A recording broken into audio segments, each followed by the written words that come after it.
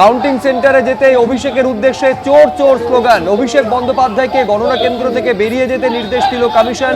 হেস্টিংসের যে counting centre সেখান থেকে বের করে দেওয়ার নির্দেশ দিয়েছে কমিশন।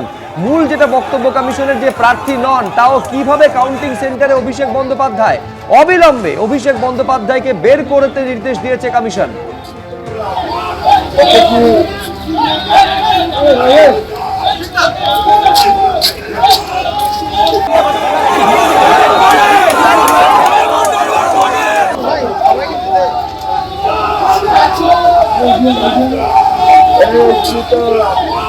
Thank you.